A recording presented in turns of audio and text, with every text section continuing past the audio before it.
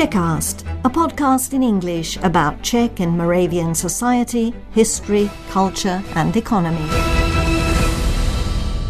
Hello and welcome to Czechast, the podcast that explores all things Czech in English. I'm Vít Pohanka, your host, and I don't usually ask my guests to comment on current events. But we've just witnessed a truly historic election in the United States, one that saw Donald Trump make an unprecedented political comeback.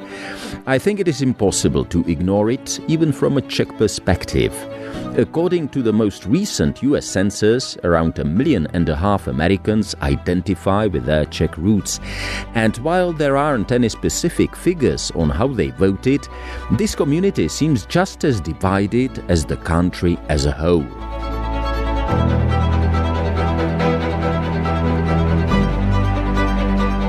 To bring you closer to the voices within the Czech-American community, today I have interviews with two people who can offer perspectives from both sides. First, I got in touch with Julie Urbišová, a journalist and mother living in New Orleans, Louisiana, who has made a new home in the US while keeping her Czech heritage close. Julia shares her thoughts on what this election means for her and her family. What we have here as a threat to me is Donald Trump actually being example for my children. The way he speaks about minorities, about immigrants, that's something we shouldn't have as a highest authority in the state.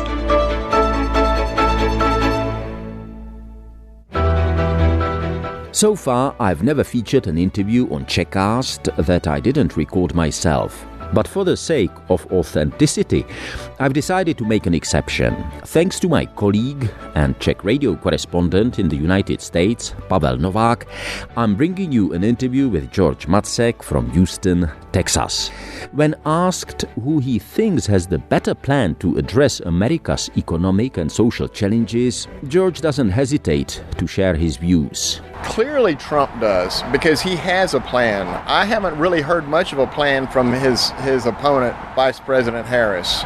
So, thank you for joining us on Czechast. I'm Vít Pohanka, and let's dive in. Czechast, a podcast in English about all things Czech. Whether you're an English-speaking expat living in Czechia and Slovakia, or a descendant of the Czechs, Moravians and Slovaks who left for a better life in America, Australia, Britain or Canada so long ago that you don't speak the language of the old country, this podcast in English is for you.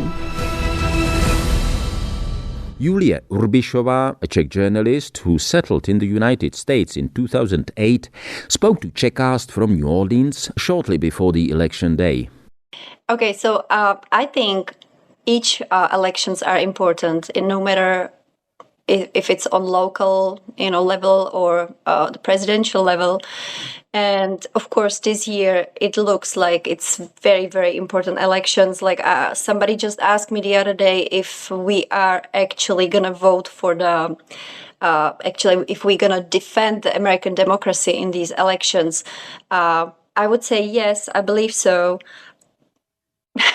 I believe so. But also, just for a regular person, for a regular American, and as a mother, to me, I think we are actually choosing the person who's going to be our moral authority, right, for the next 4 years.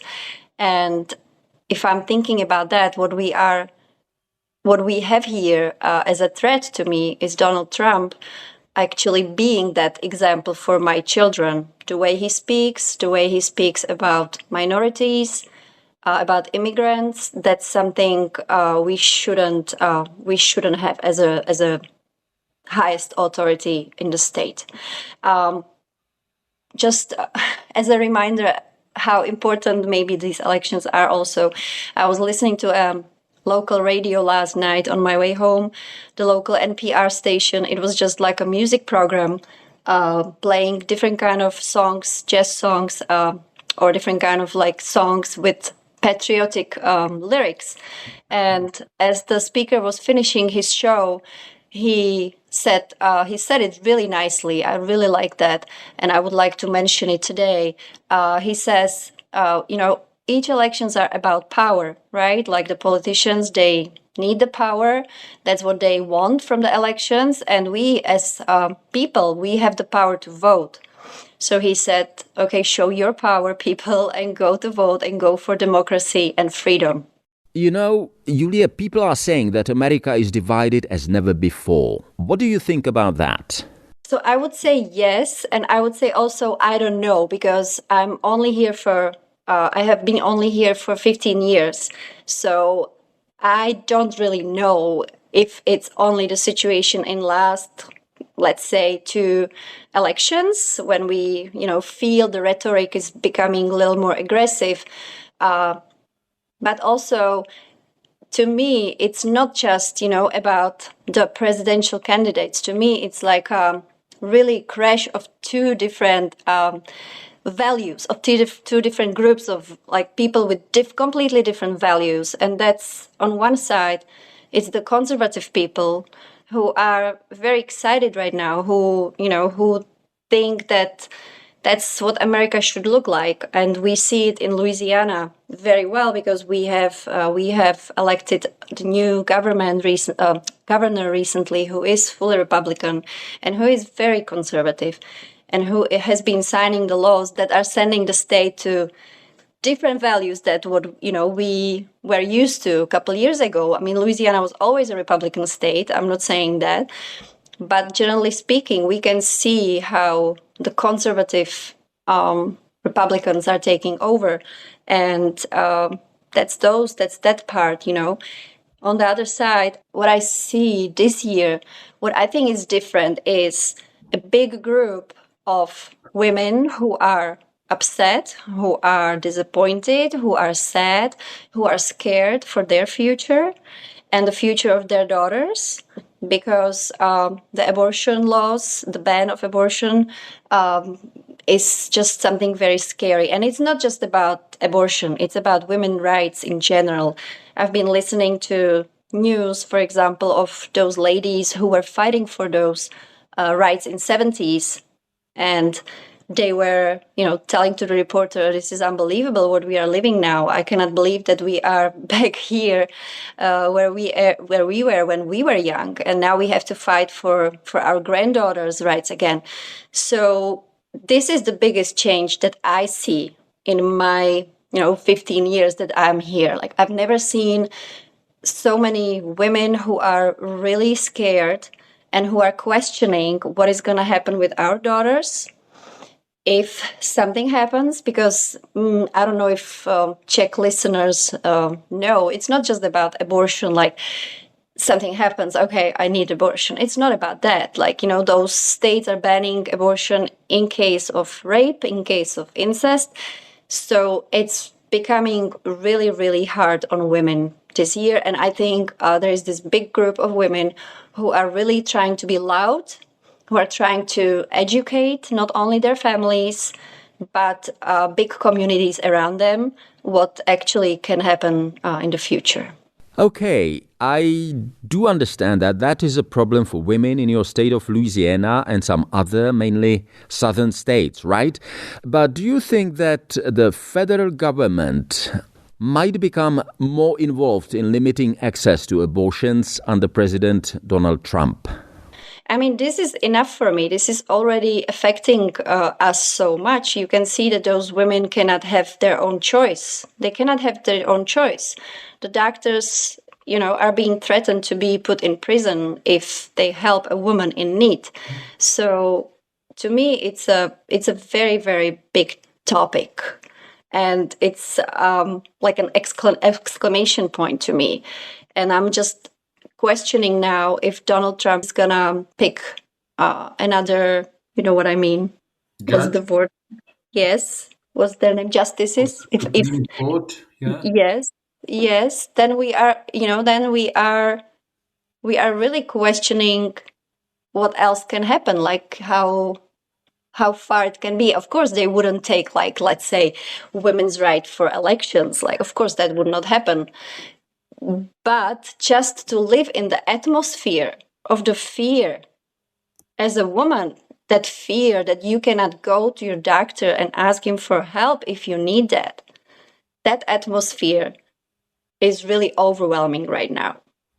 And I don't want to be like alarmist, saying, oh my gosh, he is just the evil and only with him bad things happen. I don't want to sound like that. I'm just describing you like my feeling and feelings of like so many friends around me here in Louisiana who have daughters, especially those, and also women around the whole United States. Like I have a bunch of Czech friends and American friends who live in New York, in Minnesota, in Texas, wherever, Florida, and we don't like what's going on. We really don't like that power that they're showing to us. Even the way like how they talk about how the Republicans are talking about their opponents right now. Like just the way, the language, the putting down people all the time, to telling, about the Mrs. Harris, like that she is very unintellectual and things like that you hear. I mean, why would you offend people? Of course, it's politics, I understand that. But I hear it much more from the Republican side than from the Democratic side. I mean, talking now about like the offending and like using words. So, what do you think is going to happen to America in general? I think it's always attracted, I would say, very active, dynamic, and some extremely intelligent and well-educated people, as well as poor and not very well-educated people who just, want to find some economic security. And this was the case no matter who was in the government. So do you think America could cease to be this kind of magnet? That's a good question. And nobody knows right now. Nobody knows. It will show. I've been thinking about Madeleine Albright recently a lot, and about her last book that she wrote about raising fascism around the world, not only in US but like in Europe too. And she was mentioning in that book that she is optimist, but with lots of worries. So I think that's exactly what the situation is now. Nobody really knows what will happen. In my beliefs, I always think that America has a potential of many, many smart, intellectual people, as you said. And I believe that the democracy and institutions are so strong here that nothing really bad can happen at the end. But, I may be just a naive person because I'm usually trying to be the optimistic and not see the really, really bad thing happening. But if I can tell you the worries of people around me, it reminds them of 20s and 30s of last century in Europe. They are a little scared. They are worried that Donald Trump and his rhetoric is reminding them of what was going on at the beginning of fascism. Again, if I can quote Madeleine Albright, she said she didn't think he was that far yet. But we don't know, the hate, you can hear the hate in his speech a lot. And that is a little scary. I'm not going to lie. That is a little scary. And as a mother, again, I don't like that he would be a president and he would be an example for my children. That's I really don't like. But Donald Trump already was president for 4 years. Very visible and very loud president, I would say. What could be the difference now? Oh, you would be surprised. You would be surprised. Like maybe you never lived in Southern America. I mean, not Southern America, but like south of United States, to be precise. But a lot of families, you would not expect, you would not expect from many families raising their children in that way. Speaking of, for example, offending their Spanish teacher because she is an immigrant from Venezuela. Where is that coming from? Where is that coming from? That's not coming from a kid's heart, in my opinion. That's coming from a house where they talk about immigrants in that way. And that's where it's coming from. It's from those talks, that they just feel valued. They feel this is the right thing. This is the right way where we are going. So I always thought that I always thought that the big politics doesn't really affect us, normal people in a normal daily life, but it does. Like those 4 years of Donald Trump definitely changed a lot. Okay, just to sum it up, Julia, as you mentioned yourself, you haven't lived in the US for such a long time, but it is your home now, and you have a family, and it doesn't look like you are preparing to leave in the foreseeable future. So let me ask you a very broad question. How do you feel about America? I don't feel well about it. As I said, I wouldn't be happy that we have a leader like him, but I would, of course, respect the results of the elections because we live in a very, very big country and a lot of people have different opinion and different values than me personally. And I see it around me. And I talk to those people. I am very, very liberal and very empathic person for myself. So I always want to hear the opinions, like, what are their worries? And I also understand the other side worries. I understand that the Democrats are way too liberal in some things. I get it. For Christian community, I understand that they have some kind of ideas and values that they don't want to cross.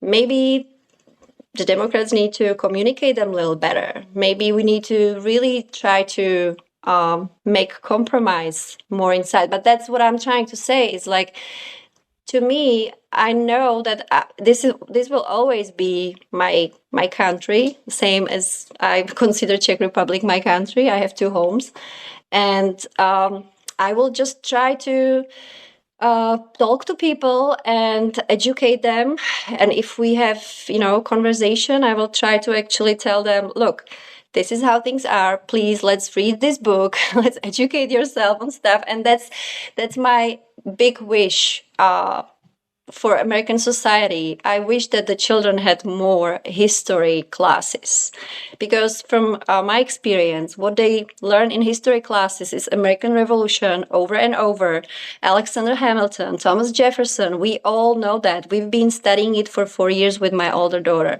but they never study nothing about modern history. I don't want to generalize, of course, every school differs, but in general, I think there is really lack of knowledge about modern history, about terms like fascism, communism. Like, I'm really allergic to people around me who call Democrats communists because they are not communists.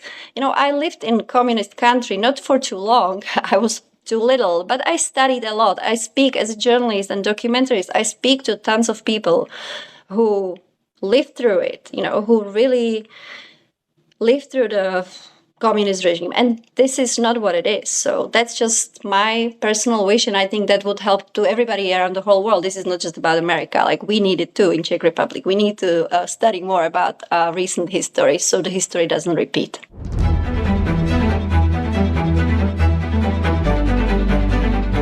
That was Julia Urbishová, Czech-American journalist and mother from New Orleans in Louisiana. Next on Czechast, courtesy of my colleague and Czech radio correspondent in the United States, Pavel Novák, I bring you an interview with George Macek from Houston, Texas.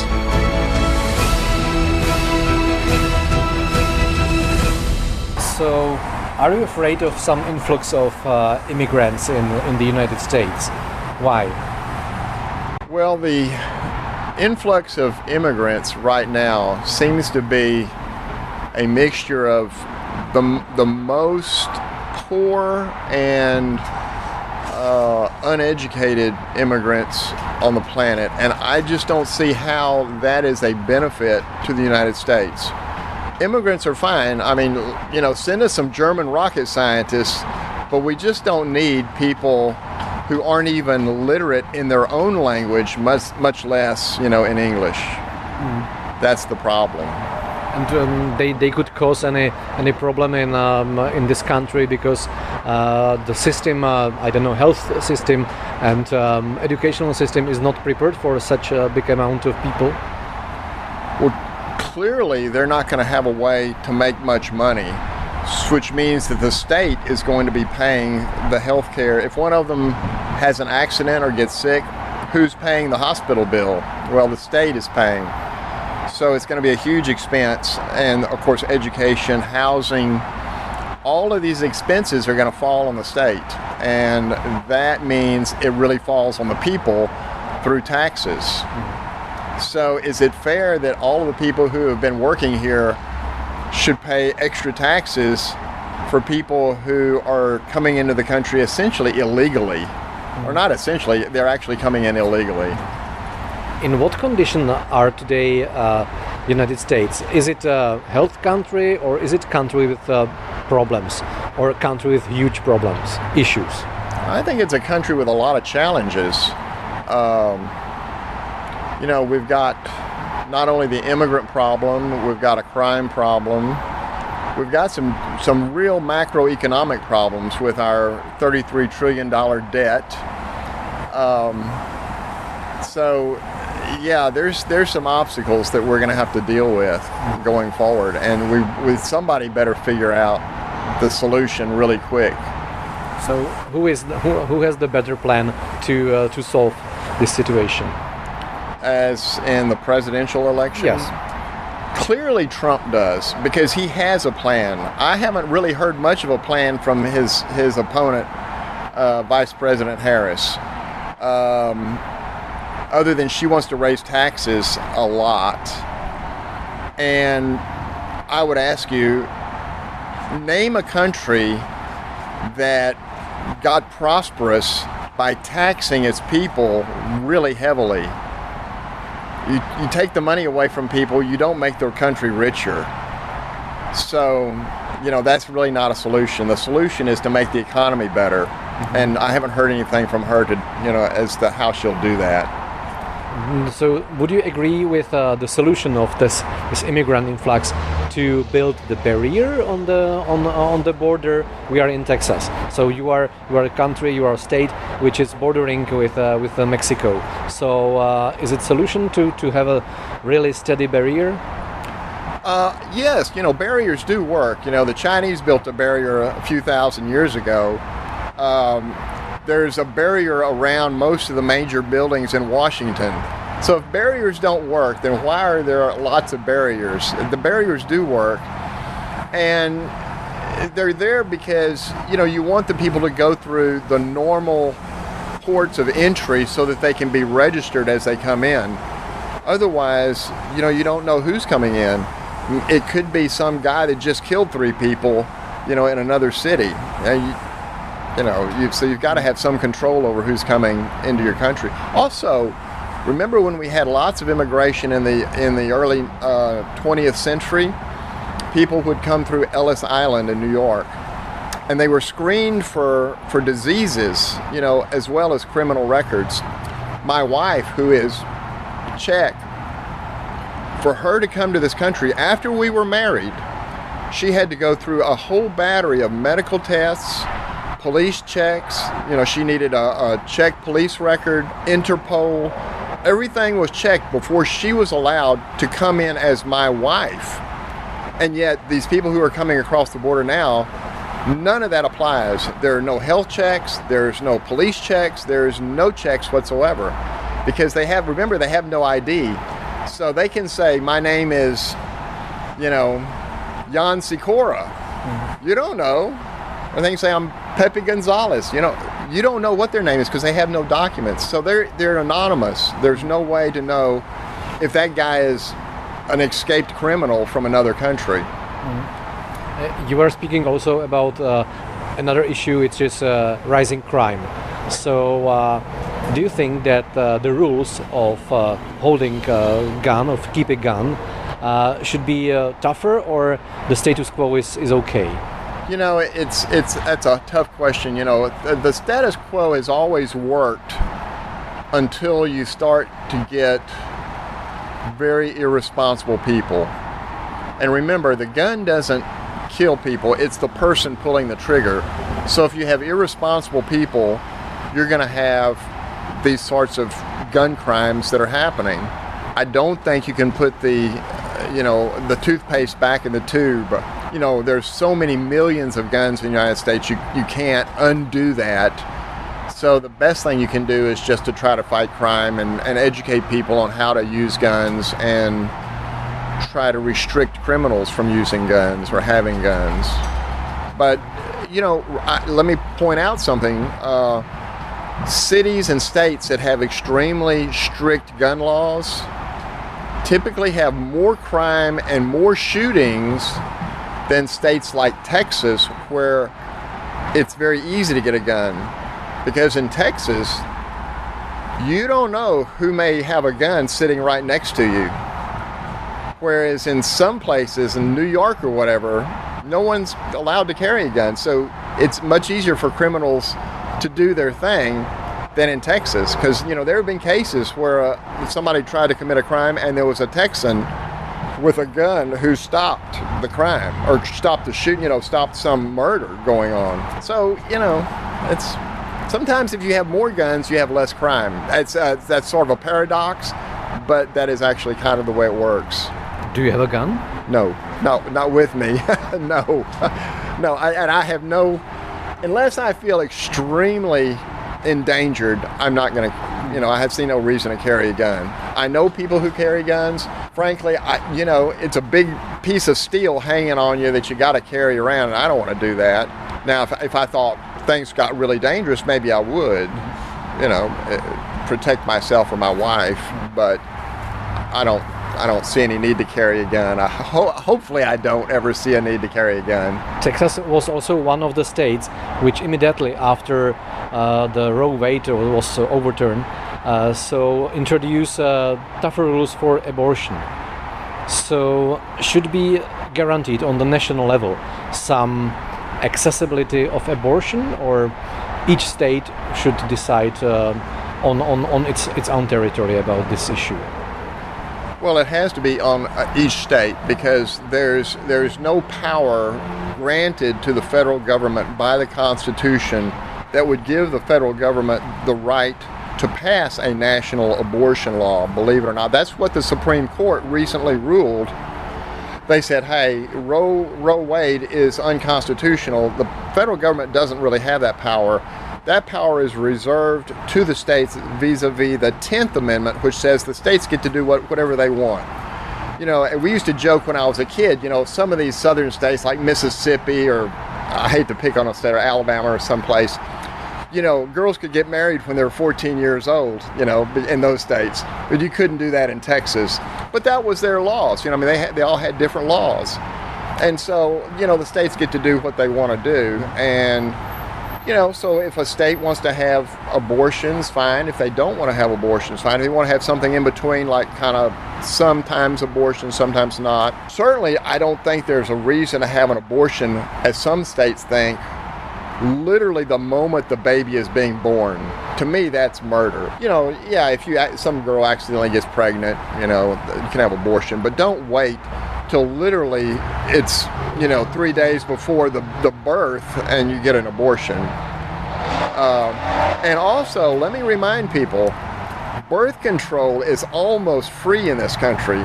So, you can go to any Planned Parenthood and get birth control pills. So you really shouldn't need an abortion if you're halfway smart.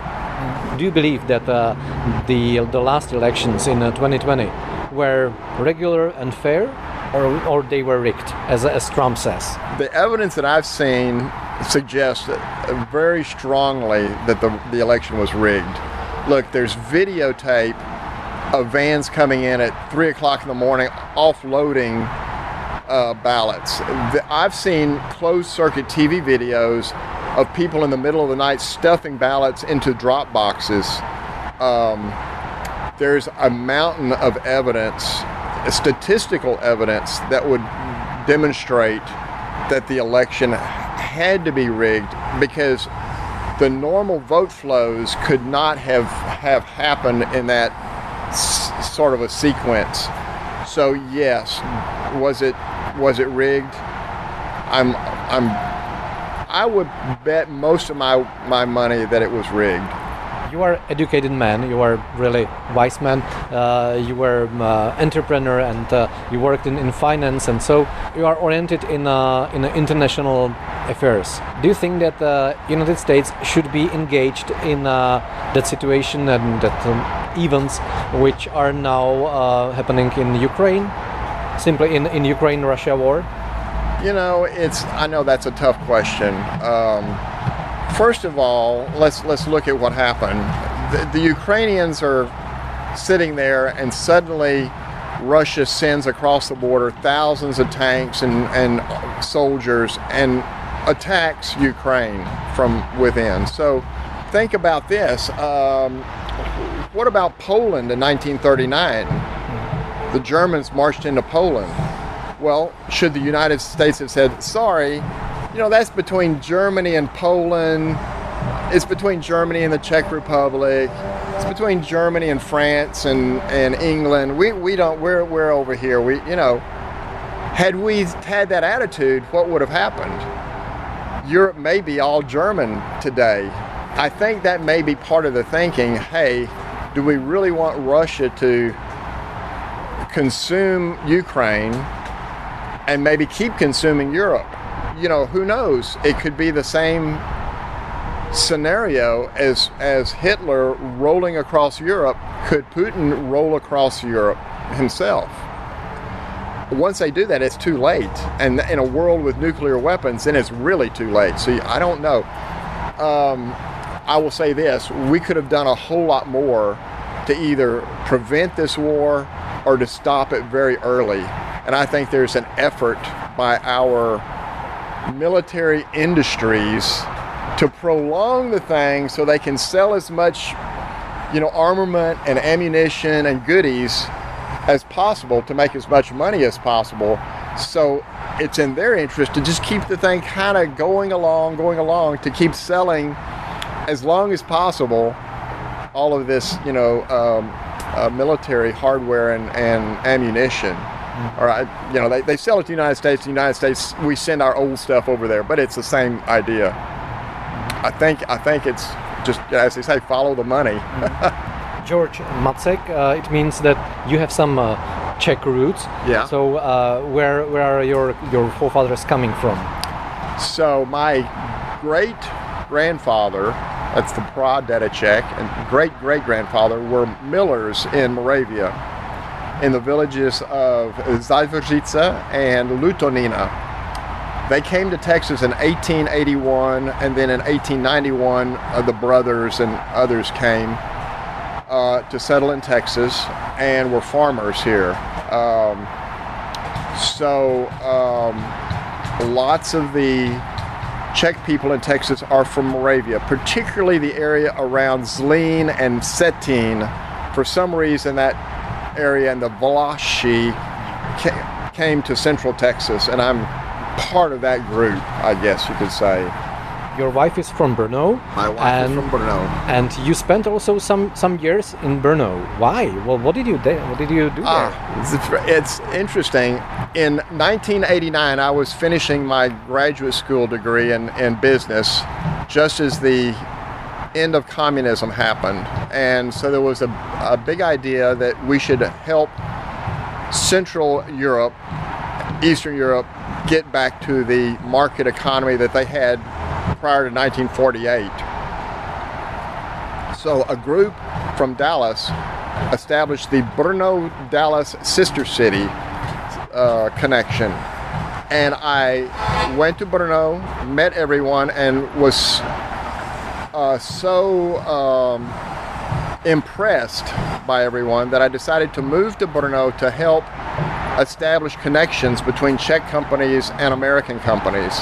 In fact, I was the one who helped a Czech company become the first Tabasco hot sauce distributor in Czech Republic. Tabasco. It's one of the major brands like Coca-Cola and Marlboro in the whole world. Met my wife, who was working in Brno. She didn't speak English, I didn't speak Czech, and we would go to movies every Friday night because the movies were American movies with Czech subtitles. And so we would just go to movies, or we'd go out to eat, and we would draw pictures on napkins to communicate. And finally I learned enough Czech, and she learned enough English that we could kind of talk.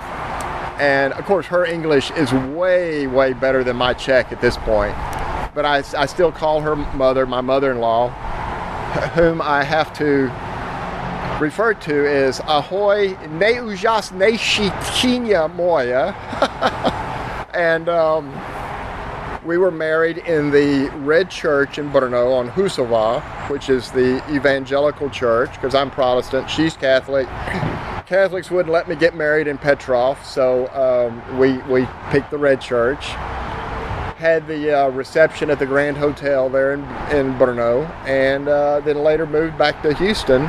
She works at a major oil company here, and so during my time, 5 years in Brno, I saw the most amazing transformation. When I first came to Brno, there were gas stations with 2 gas pumps and a string of cars waiting. Little grocery stores the size of your bedroom with nothing hardly. Telephones that didn't work, or you couldn't get a telephone. By the time I left, just 5 years later, giant grocery stores like Tesco or Globus, giant gas stations, digital phone system that's better than ours here, an amazing slingshot from almost a 1930s existence to a 21st century existence in just one giant jump, which I think was just an incredible. In other words, what I saw was what happens when you release capitalism into a country, how quickly everything develops. People start businesses, they start new ideas, and people start to live healthier. They're eating better food, they're not smoking and doing all this stuff because they're optimistic.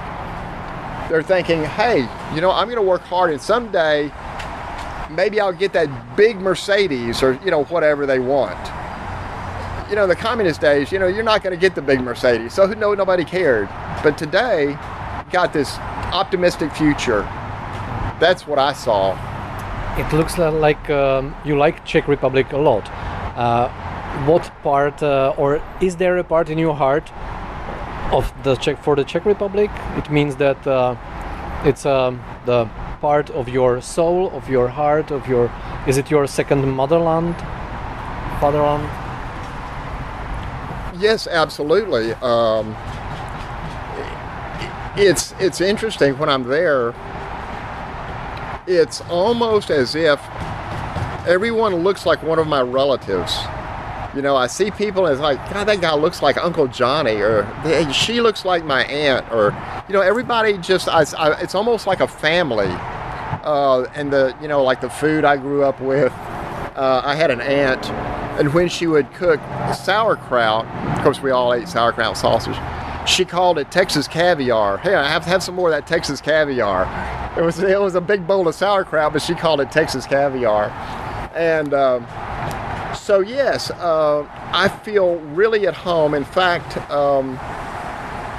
if I see you again, I'll show you something that you the reporter would like to see if I see you tomorrow.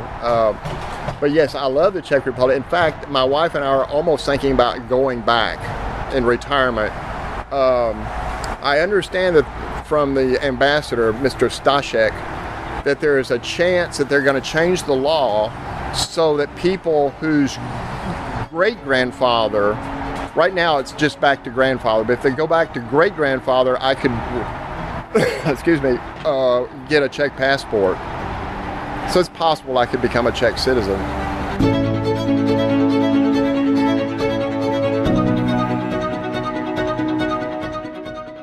So that was George Macek from Houston, Texas, speaking to Pavel Novák, my colleague and Czech radio correspondent in the United States. In the next episode of Czechast, we'll take a journey back in time. As we approach the 35th anniversary of the fall of communism in Czechoslovakia, I'll be speaking with an American who has a very unique perspective on the country before 1989. Mark Baker first visited Prague as a student from New York and has experienced both sides of this historic transformation. Let me tell you, when I was at Columbia, no one encouraged me to study Czechoslovakia because, sure, we had Milan Kundera, he was a great writer, and we had Václav Havel, he's a very interesting guy, but Prague was a client state of Moscow. Yeah. You know, Husak and Jakesh and all those guys, I mean, they did whatever they were told, and it was actually from an academic, from a historical standpoint, Czechoslovakia was not very interesting. It was not interesting compared to some of the other countries, you know, but it was not interesting. Czechoslovakia was a relatively hardline state. I would put it in the same league as East Germany. You know, perhaps not as crazy as Ceausescu in Romania, but I mean in that same group. Mark Baker is a journalist, travel writer and author based in Prague, and he'll share his vivid memories of the city both from before 1989, when, as he much later learned, he was a target closely monitored by the communist secret police, and from the early 1990s, when nearly anything seemed possible in the newly freed Czechoslovakia and later Czechia. And that brings us to the end of today's episode. Thank you for listening to Czechast. If you enjoyed this episode, please consider liking, following or subscribing. It really helps us reach more listeners who share an interest in Czech culture, history, but also contemporary issues. Once again, I'm Vít Pohanka, your host. Stay curious, and I look forward to having you with us very soon on Czechast. Naslyšenou.